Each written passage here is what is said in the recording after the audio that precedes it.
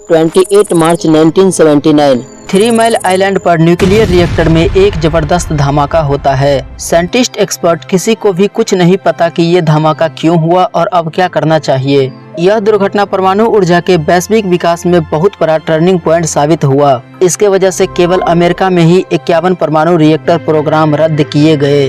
तो आखिर यह दुर्घटना क्यों हुआ था, इसे जानने के लिए आपको यह जानना होगा कि एक न्यूक्लियर रिएक्टर को स्टार्ट करने से भी बड़ा चैलेंज होता है इसको बंद करना। एक न्यूक्लियर रिएक्टर को बंद करने में कई वर्षों का समय लग सकता है। इस दौरान इसे पूरी सेफ्टी और निगरानी में रखना होता है। ऐसा क्यों, आइए जानते हैं।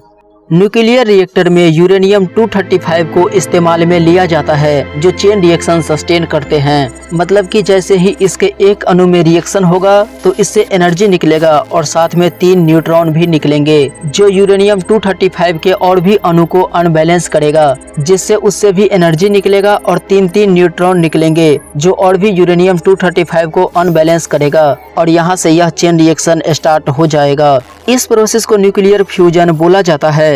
न्यूक्लियर पावर प्लांट में इन चेन रिएक्शन को कंट्रोल करना बहुत ही चैलेंजिंग होता है क्योंकि इस चेन रिएक्शन में न्यूट्रॉन की स्पीड बहुत ही ज्यादा होती है, लगभग 20,000 किलोमीटर पर सेकेंड तक। न्यूट्रॉन की स्पीड को कम करने के लिए इसके चारों तरफ पानी या फिर ग्रेफाइट का दीवार तैयार किया जाता है। इसके लिए यूरेनियम को सबसे पहले छोटे छोटे पिलोट्स में पैक करके ज़र्कोनियम एलॉय के बने ट्यूब में रखा जाता है। इसके बाद इस ट्यूब को बंडल बनाकर इसे न्यूक्लियर रिएक्टर के कोर में कुछ इस तरह से फिट कर दिया जाता है। फिट करने के बाद इसे पानी से भरकर कंप्लीटली पैक कर दिया जाता है और जैसे ही इसमें न्यूक्लियर फ्यूजन की प्रोसेस स्टार्ट होता है तो इसमें बहुत अधिक मात्रा में एनर्जी रिलीज होती है, जिससे इसमें मौजूद पानी गर्म होने लगता है। इसे ठंडा करने के लिए इसमें हाई प्रेशर पंप से पानी एक तरफ से छोड़ा जाता है और दूसरी तरफ से गर्म पानी निकलता रहता है, जिसका इस्तेमाल बिजली बनाने में कर लिया जाता है। रिएक्टर के अंदर न्यूक्लियर फ्यूजन को स्लो डाउन करने के लिए इसमें ग्रेफाइट रॉड लगे होते हैं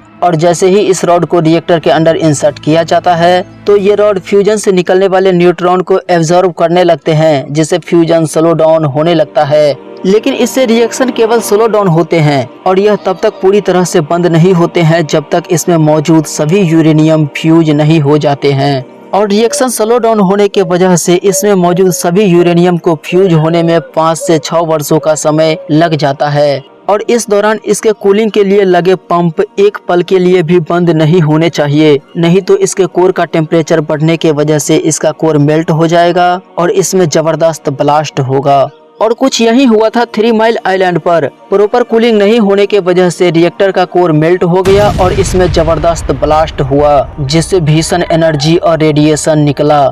इस घटना के वजह से इस स्टेशन के लगभग 30 किलोमीटर के सर्कल को पूरी तरह से बंद करने का आदेश दिया गया और लोगों से कहा गया कि वे अपने घरों में ही रहे, जिस वजह से वहां के जो प्रवासी थे हजारों के तादाद में दूसरे जगह चले गए। तो आशा करते हैं कि आज का ये सेशन आपको पसंद आया होगा। पसंद आया हो तो इसे लाइक, सब्सक्राइब और अपने साइंस लवर फ्रेंड को शेयर जरूर करें।